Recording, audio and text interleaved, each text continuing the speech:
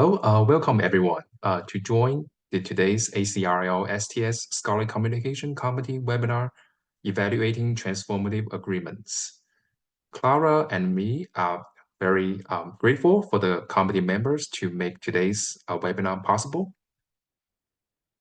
So in the next, I'm going to introduce the panelists. First panelist is Angie Oler, the Associate University Librarian for Collections and Content Strategy from the University of Minnesota Libraries, and Joelle Pitts, the Senior Associate Dean from Carnegie Mellon University Libraries, and Joy Painter, Physics, Math, and Astronomy Librarian from California Institute of Technology Library. So thank you all for joining our panelists, for being the panelist.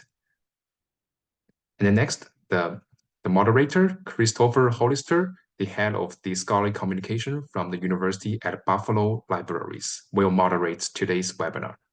So yeah, so Chris, feel free to take over. Yeah, thank you very much. It's great to see you all. I have to start by thanking the ACRL STS Scholarly Communication Committee for the privilege of being here today and for assembling this dynamite panel to talk about transformative agreements. Transformative agreements are a part of my everyday conversation. I talk with my counterparts at many institutions across North America about transformative agreements on a pretty regular basis. And I'm really looking forward to hearing what our panelists have to say today. We have some questions that we prepared in advance, that we prepared and agreed upon. And assuming we can get through most of those, I have a few of my own as well. And how we're going to do this is we're going to mix up the order a little bit. So each panelist is going to address each question, but I'll start off the first question by asking Joy to please speak first. And then second question, Joelle will go first. Third question, Angie, et cetera, et cetera. Okay, so Joy, I'm going to ask you if you could kindly respond first to our first question, which is, would you please be kind enough to introduce yourself and your institution, even though someone just did that for us, and tell us a little bit about your general experience with transformative agreements. Hi, everybody. My name is Joy Painter. I'm a liaison librarian at Caltech, and I also have a functional role here as our collections coordinator. Our library has 5 transformative agreements currently in place with the ACS. The newest one is the ASME, the Cold Spring Harbor Press, the Company of Biologists, and the Institute of Physics. Most of these we've negotiated directly. Some of these have been agreed upon via our local consortia. Thank you, Joy. Joelle? Hi, everyone. My name is Joelle Pitts. I'm the Senior Associate Dean at Carnegie Mellon University Libraries, and you'll have to excuse my froggy voice. I'm suffering from the latest plague of the week from my son's daycare, so I may have to take a pause and drink some water. But I'm glad to be here with you. I've been at Carnegie Mellon for about 4 years in the Associate Dean role, and I arrived right after Keith Webster, our Dean, struck the first U.S. transformative agreement with Elsevier. So I've had a chance to kind of watch that play out in terms of adoption and faculty usage and so on. So, excuse me, I've been able to do that a little bit. And then in my former role, was head of content development at Kansas State University and was involved in some of the transformative agreement discussions through Gwilla and through some of our vendor negotiations that way. Thank you, Joelle. And Angie? Hi, everybody. I'm Angie Oler. I'm the AUL for Collections and Content Strategy here at the University of Minnesota Libraries. Earlier positions in my career have included the Associate Dean for Content and Digital Initiatives at the University of Arkansas Libraries and Director of Collection Services and Head of Acquisitions at the University of Maryland Libraries. It was during that time at Maryland that I negotiated large publisher agreements for 2 consortia totaling 54 libraries across that state.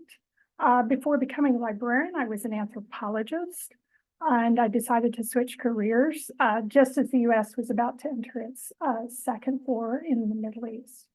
My connection to open is that at that time, there was a lot of frustration among social scientists that, our expertise wasn't really valued by public leaders, particularly a lot of our concerns about growing cultural, racial intolerance, political division, that sort of stuff.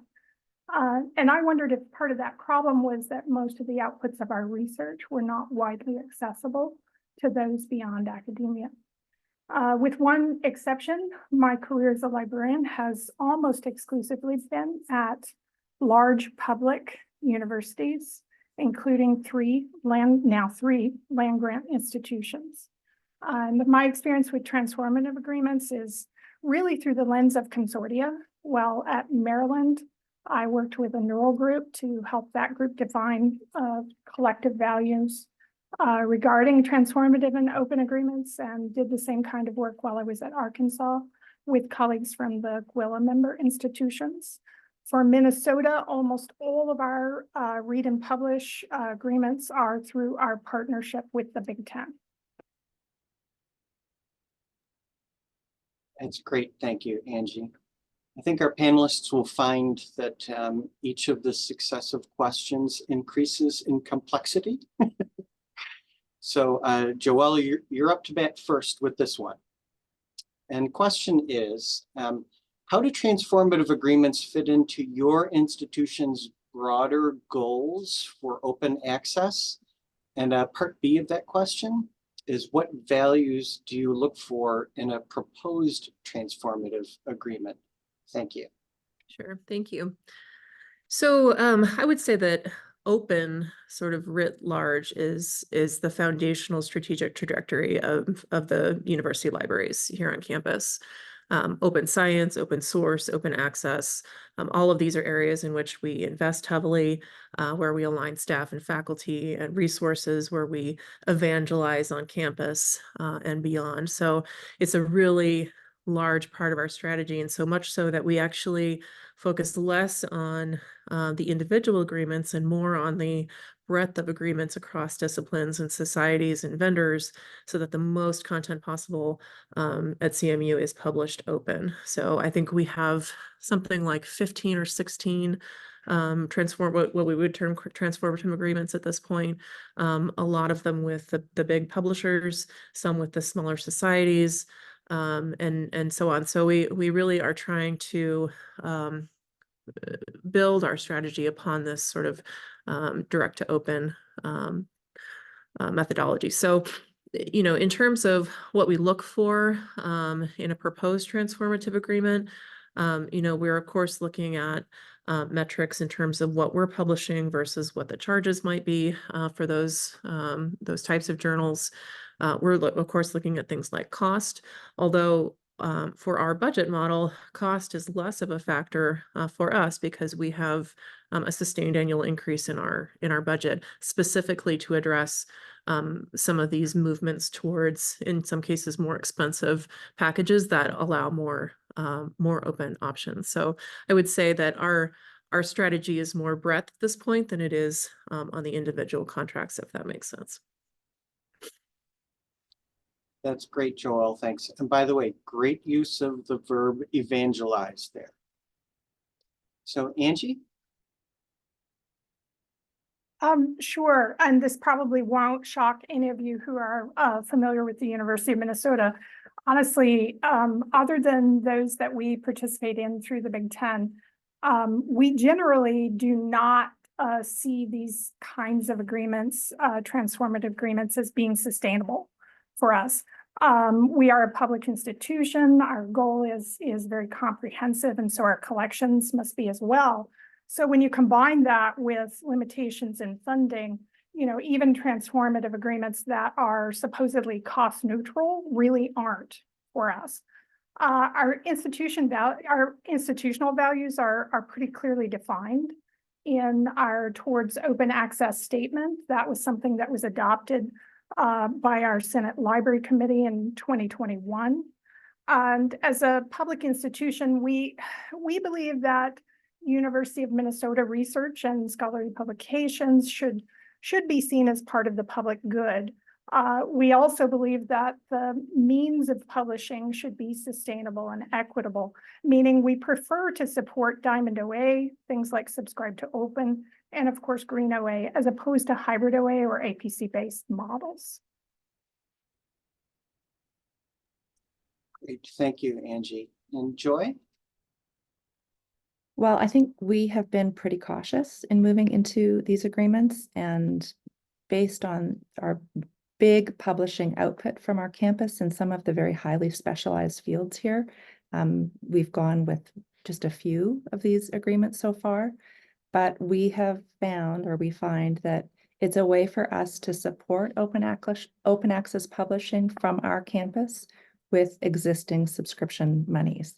And so when it makes sense for us to move ahead with these, we will. But as I just said, we're quite cautious, and we don't do anything without, obviously, our university librarian and our provost being in support of these agreements. Cost neutrality, or almost cost neutrality, is extremely important to us. It's an absolute no if it costs us additional subscription money, because we don't receive additional funding from any of the grants or units on our campus that would help us to afford these if it was more costly. And the other thing is that we are interested in working with publishers who our authors currently publish with. It's an exercise in futility for us to look at working with publishers that we don't have a lot of presence with. So those are the things that we think about. And I guess the other thing I'll just mention is that we do sort of quietly think about, not just having agreements in specific disciplines like biology or chemistry, that ideally we would offer these as an option to our authors in a diverse range of fields at our institution. And so we've at least thought about that. That's not going to be perfect, but I think it is something that we have put some thought into when we are imagining moving ahead with publishers. It's great. Thank you very much. I feel like we could carry on for an entire hour with any of these questions or any of the comments that our excellent panelists are responding to. But we're going to move on to our third prepared question, and I'm going to ask Angie to please speak first. The question is, does your institution use a formal or an informal framework or rubric to evaluate agreements? And part B of that question is, what challenges have you experienced in evaluating those agreements? Sure. From my perspective, I would say it is a formal evaluation. I probably shouldn't say that exactly, because the folks who actually do this work would probably say it's not as formal as perhaps it had been at some point in the past. But for me, this is the most thoughtful consideration I've seen in my career. We do use a form that our liaison librarians can submit. Say if they get a request from a faculty member to either add content or infrastructure or a tool that has some sort of open access component or investment or model. The form includes questions that help the open access investment working group. That's a smaller group that we've set up to vet these kinds of things. And the form generally allows the person to, indicate certain things so that we can determine the merits of this as an investment opportunity, both from that sort of collection, traditional collection development process, like, how does this address those unmet needs in the subject area? But also pairing that with what the libraries or the university might gain by supporting the resource, and how does the resource demonstrate, for instance, a clear path toward full OA, particularly from a financial perspective. I'm certainly happy to provide, a list of those questions that we use for that form. If anyone is interested, just reach out. I would say from our perspective, what challenges, it can be a challenge because, an institution, you want to ensure that your process is values driven. And at the same time, you want to ensure that you're not, standing on principle to the point that you're out of alignment with the needs of your researchers across campus. And that can be a struggle at times, but it's something that we are very thoughtful about as we consider these kinds of resources. Thank you, Angie. That phrase values driven resonates with me. Here at UB, we have an open access values statement that we try to align with our emerging collection development policies. So Joy, could you please go next? Well, we do not have a rubric. We're very small, and so there's a small group of us who looks at these and discusses whether it's worthwhile for us to consider. I think one of the big challenges for us has been promoting this to our campus, or at least letting our authors know that these agreements are in place and available for them to utilize if they were to choose.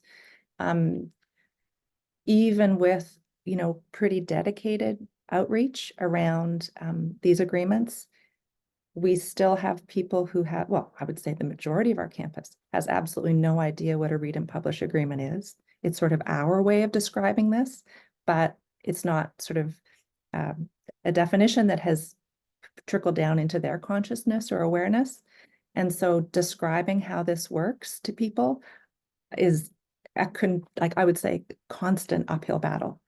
Even the ones that we've had in place for many years, our authors, even who have submitted and gone through and published under these agreements, still can be clueless that the library had anything to do with their ability to publish open access. So I think that's a continual struggle for us, even to the point of me reaching out to specific authors last year who published under our IOP agreement. And almost none of them knew that they had actually published under a read and publish agreement. They just seemed to think it was magical that this had occurred in the background.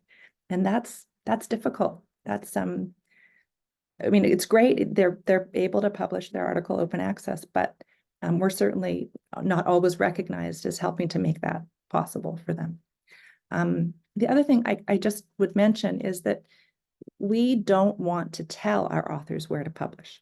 We're eager to make these available when it makes sense, but we're certainly not wanting to tell to people, well, guess what? If you're in chemistry, you should absolutely publish in this ACS title because you're publishing open access. I mean, we're not, we do want to promote open access, but we don't want to say to people, this is what you should do with your article. This is, we don't want to dictate that to them. So I think that's another small challenge. It's not a big deal, but it's something that I think about and that others here think about too. Thanks. Wonderful, Joy. Thank you very much. Joelle?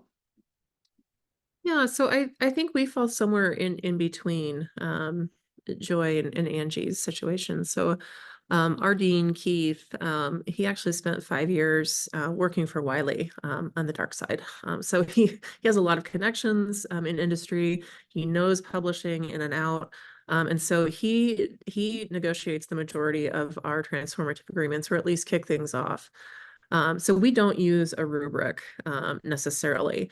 Each deal is considered on a case-by-case basis. We, of course, pull in people for the subject-related deals. So, the ACS, we're pulling in the chemistry librarian. We're pulling in, folks who might be stakeholders in those areas to give it a look or, provide input of some kind. We also have sort of budgetary look into, can we afford this? Like Angie mentioned, what's our return on investment? We don't have metrics per se, but we kind of take a look at where we are at in a given budget cycle, where we think we're going to forecast in the next budget cycle and see if we can absorb the costs of either a flat or an increased subscription amount in our materials budget.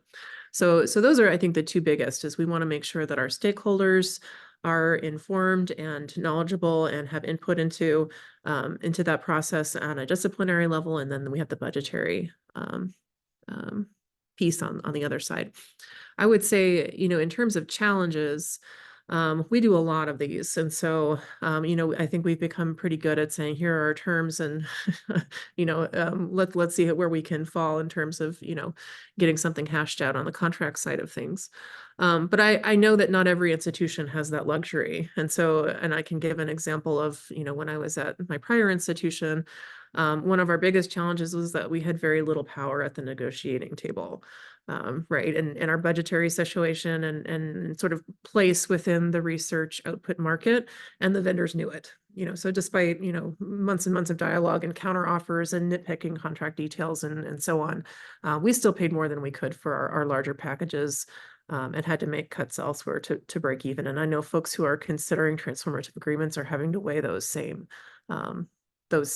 issues as they try and go towards more open models. So I think again we kind of fall in the middle of the pack here in terms of how we evaluate, but we don't have a definitive rubric. Thank you, Joelle. I think that I hopefully speak for all who are in attendance here when I say thanks again to the Scholarly Communication Committee for assembling this particular panel. I think it's really valuable that we have such a wide variety of sort of institutional experience speaking to this issue. So thank you again for that. And Joy, we're circling back to you being the first to address one of our questions here.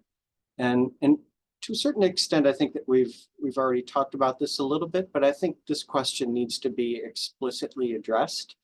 And what are some of the red flags, if you will, for your library or your institution in a proposed transformative agreement? Okay.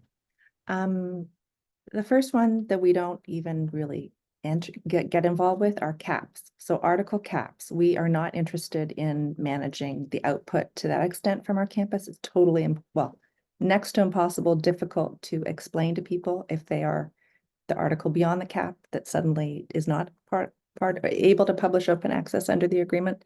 So caps are the first thing. We don't do like a 1-year agreement for these just because that would be pointless and a huge burden. So we're looking for a longer than a 1 or even a 2-year agreement. We'd like it to be longer than that. Some of ours have been 5 recently, which gives us a good chance to promote and explain to our campus and see how it goes. We are very cautious about an administrative burden, like a management burden for our very small library staff and group of librarians. And so any agreement that requires an excessive amount of management on our part, that is a red flag to us. And the thing that I also am very aware of recently are that we are very cautious about what I'm calling carve-outs in these agreements. So either a certain family of titles or a group of titles or a single title that a publisher says is not part of this agreement, that is very difficult for us to manage because we'd be promoting an agreement and then telling people, well, guess what, if you publish in these 3 titles, I'll just mention the American Astronomical Society because those are the ones that are important to our campus, that is problematic for us. So it needs to be everything. We don't want to have a mixture of APC model and also read and publish within one publisher agreement. So thank you. Thank you, Joy. Joelle? Yeah, so we also watch for title restrictions, just to make sure that we're being as inclusive as we can in terms of the breadth of a publisher's portfolio. And we too are mindful that we don't have enough staff to really administer a lot of these agreements at the micro level. So they have to be relatively easy to both market and, you know, approve as the requests come in and so on. I would add that a lack of data or suspect data provided by the publisher is usually a red flag for me, at least. We're in a really data-rich environment right now, and I think that publishers that don't have access to the latest or best usage of the publication data, at least, are kind of behind the curve. So if I suspect the publication data is suspect, I'm going to question every other term or clause in the contract. So that's one that I watch for. Non-disclosure agreements, these are a peeve of mine. They're really widespread. I don't know anybody who's been super successful at negotiating these out, but we're a leader in the space, and we want to talk to the community about details in some of these contracts, and we can't. So that's a red flag for us. And then the only other one that I might offer, which again is CMU specific, is boilerplate offers. So, understanding that lots of institutions, at least in the US, share similar budgetary woes, research outputs, those sorts of things, make them really easy for vendors to categorize, and then streamline contract language based on, things like size or FTE. But I'm fortunate to be a part of a scholarly community here at CMU that is truly an exceptional research engine. And I expect our vendors to kind of recognize that and make us offers accordingly. It's one of the ways that we can leverage the Carnegie Mellon brand to get the best price and terms, but also to, make sure that the research of some of these scholars who are the best in the world, literally, in their fields, are having the opportunity to get that information out into the open landscape. Thanks, Joelle. Angie? Yes, I just want to underscore what both Joy and Joelle have said. We typically look for or watch out for a list of almost exactly the same things. I would say probably our number one pet peeve is when publishers try to pitch transformative agreements to us, using the argument that wouldn't you want to save your faculty, X number on average of APC payments, and just want to propose adding that cost on top of our existing costs. Our answer to that is flat no, that's completely ridiculous. And I agree. I want to underscore again what I just heard from my colleagues. The numbers are I trust some providers better than others, but on the whole, I would say we have a healthy dose of suspicion when we receive data directly from publishers. I mean, this shouldn't be a surprise to us. Those of us who've been doing this work for a long time, I'm still astounded, for instance, that large publishers can't even produce an accurate list of titles that they sell us. So why would I trust their data on faculty publishing if they can't even produce an accurate list of what they're already selling us? So those sorts of things, I would say, are huge red flags for us as well. Angie, I love your tone there. Thank you very much. So next question. And Joelle, you're up first here. Do you have any advice for librarians regarding evaluating transformative agreements, with the exception of having an industrial-sized bottle of ibuprofen near at hand? Yes. Yeah, the ibuprofen is key, I think. That's a foundation number one. I would say that my advice for librarians in this regard is probably not a lot different than it would be for evaluating any other type of agreement. So, librarians are typically not business people. We're not used to reading contract language and noticing suspect clauses and things like that in contracts. And so, make sure that you understand deeply the terms of any agreement that comes across your desk, and send it through your legal counsel or, legal department early on if you don't understand.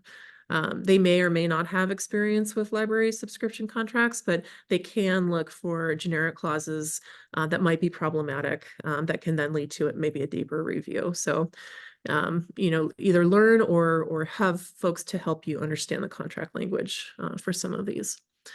The second would be to ask for data. Again, I'm a data-driven person in almost everything I do for CMU. So I want to see the data to back up their figures. So, you know, how did you come to the number of articles published by, you know, X department last year? How did you arrive at your APC cost? You know, what's the calculation that you're using? What's the formula? So I want to ask those questions too. And you know, you may or may not get an answer, right? I think we've all been at a table that's very frustrating in terms of, you know, trying to get answers out of some vendors, but, you know, ask those questions and see if you can get to the root of how they're coming up with their calculations. And then I would say the last thing, and this is probably the most thorny at this point, make sure that you can afford the tools and staff time to track these agreements, because they are administratively challenging. You know, if you have access to tools like OAble, if you're using things like the OA switchboard, you know, that takes somebody with time and expertise to learn how to use those things and really leverage them to help you understand, especially long term, you know, say over 2 or 3 years, how is an agreement faring against what your expectations were going in. So, you know, and that's always hard to carve out staff time and buy new resources and things like that just for reporting and tracking purposes. But I think those are really important, as flawed as they are in some cases, to help bolster your ability to assess these contracts going forward. Thank you. Angie? Sure. I would say my advice is more along the lines of managing expectations, as in use caution about getting faculty accustomed to the idea that the library can or should or could always support ever increasing costs from transformative agreements. It's absolutely not sustainable in that sense, especially for publicly funded universities, even those that are relatively well off like us. I also don't think it's sustainable to simply assume that somehow, you know, public funding mandates for open will somehow magically make this problem disappear. And in that respect, it's also legitimate to ask, you know, not all research gets funded that way. So what do we do about researchers in those areas that don't have that as an option?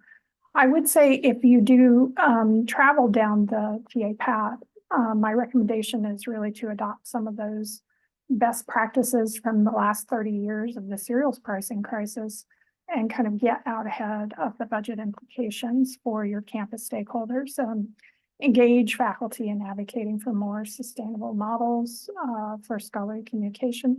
Try to bring them along and with you and know you know, when you have to engage, because it can really be a difficult position when you encounter a faculty member who's delighted with our Wiley agreement, but you know, would be and likewise would be very disappointed were the Big Ten to decide not to renew that. I have to say though, you know, I've been doing this work for a long time, and after, you know, nearly 30 years in higher ed and 20 of those in libraries, I think despite, you know, having that healthy dose of skepticism, there are definitely some bright spots, especially, you know, those numerous community initiatives that have kind of inspired those more cross-sector engagement and conversations. This is the first time that, you know, and again, you know, what Joy said earlier about faculty having no idea what role the library plays, or, you know, in these kinds of things, or facilitating this publishing opportunity for them. Yes, absolutely, that is the case. And the twin of that is this is the first time in my career that I've seen faculty who are hearing things externally and things in their field and coming to that table with at least some understanding of, you know, the marketplace and in which their own work is being monetized. So that's a good thing. It's definitely a plus for us. It's definitely an opportunity to really engage in those conversations about why this is not just a library or a university budget problem, and instead to correctly, address this as a sustainability and equity in scholarly publishing problem. So that would be my advice. Excellent. Thank you, Angie. And Joy? Yeah, I echo really what Joelle and Angie have already said. I guess my overall thought is to proceed with caution. These are meant to be temporary and transitional, and I would agree with that this isn't sustainable in the long term, but it's maybe a way to help us get somewhere that we'd like to be. And that they don't always make sense. For our campus, grants primarily fund research that takes place here. And the money that PIs write into grants for publication costs stay with them. They don't come to the library. And so the whole model of how research is funded has to be disrupted outside of the library walls as well for our, private university. I guess the other thing I want to just mention is that these agreements are people are eligible for these as the corresponding author. And so when you do searches for publications at your institute or your university for, authors from your institute, it's not always going to be the corresponding author that, comes up in your, for instance, your Web of Science search. So you have to really do some, as Joelle said, some assessment to understand whether these make sense. And at the tail end of it, to look back and have the staff to evaluate really how worthwhile this was. And we don't always have that. I mean, we already have overburdened staff, often less staff, or staff with 4 different hats on, And so it is a burden for us all to manage these in the entirety, over a 5-year period or 4-year period or whatever. So yeah, make sure you have staff to implement these. And you also have the staff to perform what really seems a Herculean task of informing your authors about the availability of these. One of the funny things was that a few months ago, there was a question that came into me about, well, can we rejig who is the corresponding author on this paper? Because it was several different institutions. I knew this would happen, which is fine. But, once authors realize that this is a possibility, they can, work with the system and decide, well, guess what? We're going to have this person be the corresponding author because they do have an agreement in place. So I think it's sort of interesting to watch that, little strategy play out as well, because these people are smart. Yeah, I think that's interesting too, Joy. So I want to stop for a second and ask the conference or the this panel discussion organizing committee. We've already gotten to the point where I think we wanted to turn this over to questions from attendees. And I want to ask if maybe we have time to address one more of the prepared questions, or do we want to move ahead with questions from our attendees? So there's 2 comments right now. Maybe if we wanted to address those, and then whatever time after that, we could move on to other questions if that works. So if that works for the panel. The first is a comment, Joy, this is an interesting observation about faculty authors not realizing the role the library plays in transformative agreements. Unfortunately, if any publishing component of an agreement must be dropped, the library could be the first to receive blame, even if hadn't been given the funding to support it. So any thoughts from the panel or comments or on that comment that anyone would like to make? I might kick it off and just say that I think we have to rely on our subject liaisons, our library liaisons to individual departments to really be knowledgeable about these contracts, have talking points, provide them with marketing materials, really equip them with all of the information they need to share with their departments and share again at new faculty orientation, and just keep selling that message over and over again that these are available and please use them. And it's part of what we're offering as an institutional library.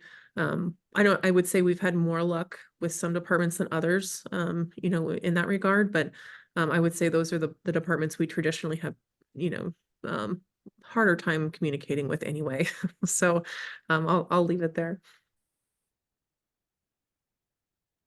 So I think that is a big risk, is that if we have an agreement in place for 3 years with a publisher and people get used to, or perhaps, leverage that and publish in a title, and then all of a sudden we don't renew that agreement, or, we head off in a new direction of how to support open access, that the authors could be very disappointed and frustrated to understand that all of a sudden what was an option to them, it could be a month, away, because, who knows when the agreement ends.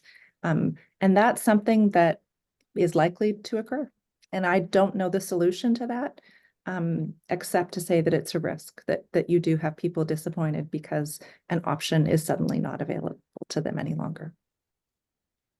Likewise, I completely agree with my colleagues. And as I said earlier, you really want to think through managing expectations. And that means sort of thinking backward from, when might this transitional agreement end? How do I have that conversation with a faculty member who might be upset that they no longer could publish in the primary journal in their field and have that APC covered? How do you have those conversations fruitfully? I also recommend that you identify ahead of time, what are your pivot points? What can you point them to? Something constructive that can also allow that conversation to continue. The last thing you want to do is create a situation in which there's no place to go, or you've damaged that relationship with that faculty member or with those campus constituencies. You might also consider setting aside a small one-time use fund as a bridge. So if you end up canceling the contract, you still have, $10,000, $20,000, something like that, that you can use to support those faculty who may not have understood, that you're moving away from that model, but you're still able to support them at an APC level, perhaps. So another question came in specifically for Joelle. When you mention stakeholders, are you talking about people outside of the library? Are you bringing faculty members in on negotiations? Not faculty members into the negotiations, but we do talk with very prolific faculty members, before we enter into some of these, and say, hey, we know you are publishing, in this one particular journal, this is a contract that we're considering, what are your thoughts? And we just try and engage them at that level, if for the discipline specific contracts. So for example, when we were talking to American Chemical Society, we talked to some of the faculty in those departments. Our liaison librarian for chemistry led that discussion. She's no longer here, but those were conversations where we wanted to make sure that we engaged with the stakeholders ahead of time and throughout the process. I'd say, and just to follow up in terms of who's at the negotiating table, again, it's usually our dean, Keith Webster. For the bigger packages, like the Elsevier deal that we struck in 2019, the provost was also at the table and very supportive. And I do think it's important to pull in some folks at that level, if you're thinking about engaging, with the big five, and Elsevier especially.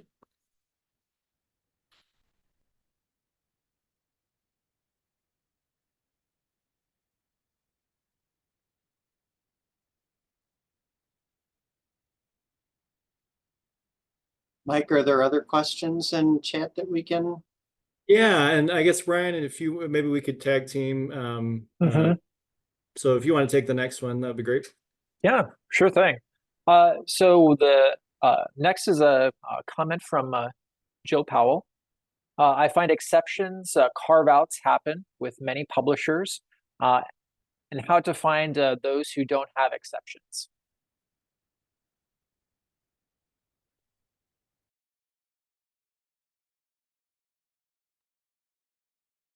Sure. I'll jump in and suggest some things. Not necessarily experience here at Minnesota, but somewhat building on that. I think that can always be kind of a tricky situation, because it could very well be that those that don't have those carve-outs may not necessarily be journals or content or subject areas that you are most important for your campus community. That said, we have some amazingly talented people here in terms of negotiation. Sunshine Carter, those of you who know her, she is exceptional when it comes to negotiation. And I have seen her literally wait out a publisher and just wear them down until they give us what we want. So be persistent, be patient, but also make your expectations abundantly clear at the outset of that process, working with any publisher, so that, and have an agreed upon timeline. Give yourself time to respond, and again, making those expectations abundantly clear ahead of time, and hold the publisher accountable to those mutually agreed expectations. And most importantly, do not be afraid to walk away. Sometimes you have to walk away.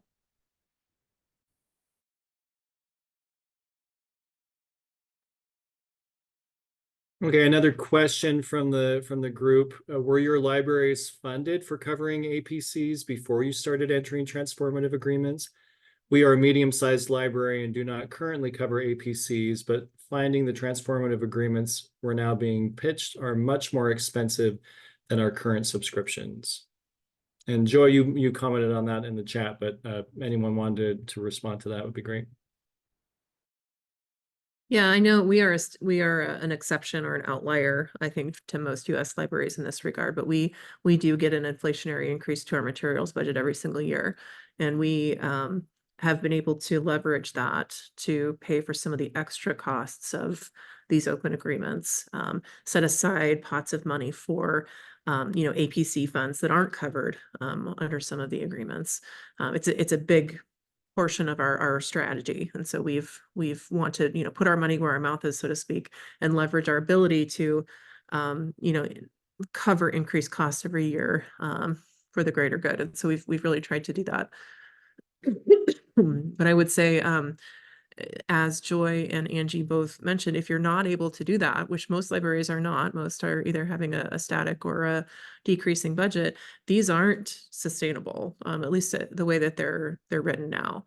And I think one of the other questions in the question list gets at this, but you have to have that institutional commitment to do this, I think, year over year in the long term in order to be able to afford them, at least at scale.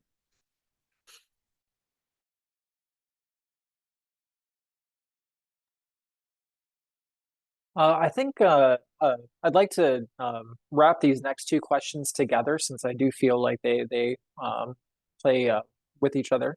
How is a transformative agreement promoted to faculty?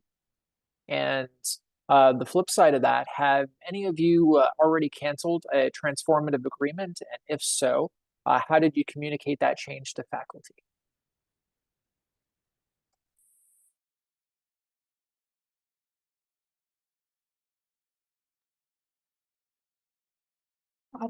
I'm happy to jump in. Great. We not so much canceled as let it lapse. Like I said, our agreements are in partnership with our Big Ten partners. There are a couple of things there that are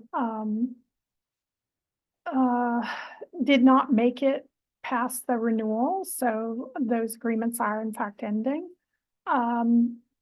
It remains to be seen what the impact or the reaction may be to those things. We rely pretty heavily on our liaison librarians to articulate these kinds of changes and to really have those conversations and manage those expectations. We have we have a lot of expertise within the libraries, and we encourage personnel to share that with each other in the interest of informing those conversations with different campus stakeholders. I would say, yeah, that's probably the best path for us. I mean, that said, all of that said, This is a huge university. We have 20 some colleges. A lot is going on. And sometimes we find it incredibly challenging to sort of blanket the campus with, that information, publicizing, shifts or changes or new agreements or phasing out other agreements. So that can be super challenging when you're in that sort of incredibly decentralized, large university environment. I just put a link in the chat to one of the tools we use to communicate with external folks, faculty, and otherwise. It's just a LibGuide that lists some of our transformative agreements and how faculty can engage with them. But we try and periodically equip our liaisons with talking points and other materials that can help them get the word out to faculty about, hey, these are available for you to use. We have all these articles that we can publish for free. Get your work out there. All the usual talking points in terms of the benefits of open access. And I think, again, some departments are more willing to engage with us on this than others.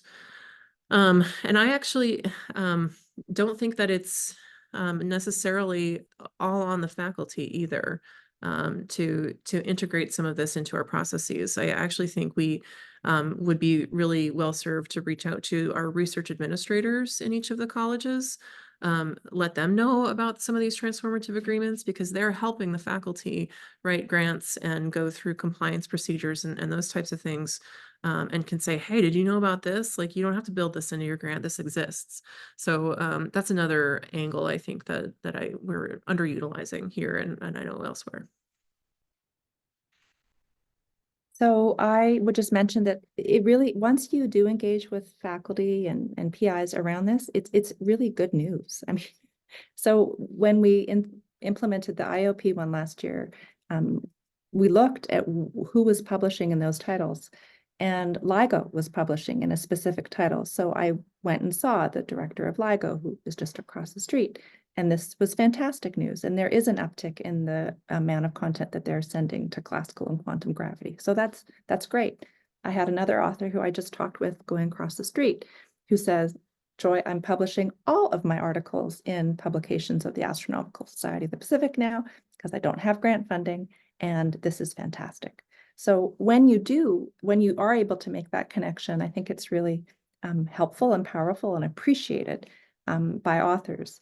But I did just want to raise one issue that I know we don't have very much time, but just the issue of the read institutions and the author institutions, and the fact that the cost of this is really going to be on the read institutions, and how we wrap our heads around how this can be more equitable and sustainable, so that the published institutions aren't burdened with the great cost of this, is something that I think is to be determined and has not been figured out just yet. So I'm sorry to go off on a tangent 5 minutes before the end. Amen, Joy. Yes, indeed.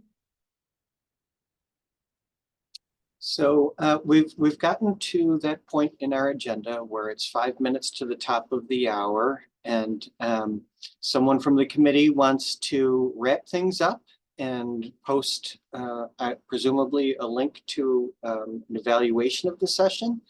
But in terms of my participation, I once again want to thank the committee for the privilege of being here today. And in particular, I want to thank Joel, Angie, and Joy for being amazing. Thank you very much.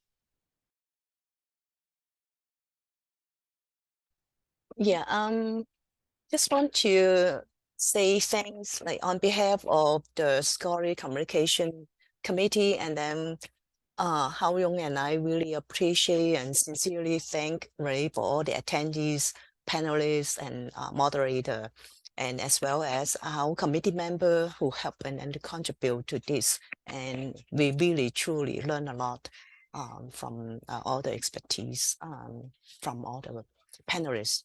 Just want to say thank you.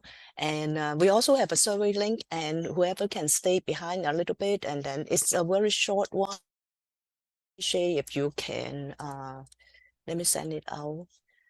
And you can just give us feedback so we can improve for our future evaluation for the event. Yeah. How long, anything you want to add to? Yeah, I think that, yeah, that's all. Yeah. Yeah. Thank you very much, everyone, for attending today's webinar. Yeah. And thank you, Angie and Joelle, and everybody who organized this. Nice to see you all. Thank you, everyone. Thank you, everyone. Mhm.